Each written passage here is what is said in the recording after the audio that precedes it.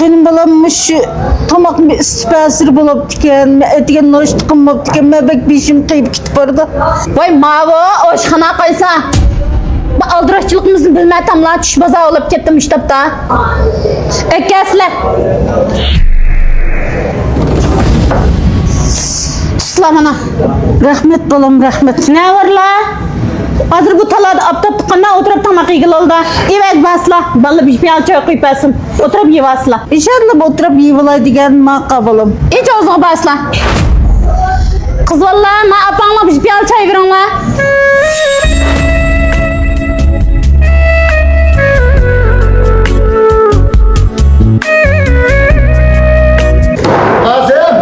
Bak tamak çıkardı, biz çıkardık çıkardı. Ha, kapınmaya oturup durun la. Sılan tamak hazır. İlvat kalksaydı hazır çıkıdı. Oldu ama bak ya çıkmadı, bak o gözümüz çıktı. Melekeye vurdum ama. Bu Ahmife niye sırkanda oldu aça? Yaşanıp kalganda. Masayını aldığımızdaki balı buyurutup takat kılamay çıktıp kaldı. Masayını silip yisler kapınmay. Balam, rahmet bu sevgi belgideki pulum yok meninki buldum için çay bile akmayıp yesem buldu. Ben balı okutuvatkan kayısı iki kızım okuydu. Şunu rahmet balam bul demiş akmayıp niye verey? Vay aça, bu bakalık. Ben bunun pul anmayma.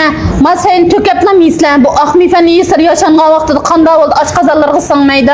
Maka balam, rahmet benim balam, rahmet. Makul, aldırma yisler. Rahmet benim balam, ne çıkın bağın nonca içkine.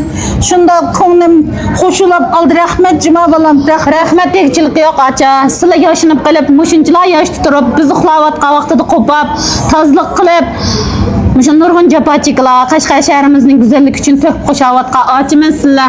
Sılmamı bisimler az emesken, künde sizler, işki vaxt tamakni, bizden muş konu yeşil qargaga kesler, əxsiz tamaklarını mən orullaştırayım. Şey kesler cima aça. Balam vay maka balam maka.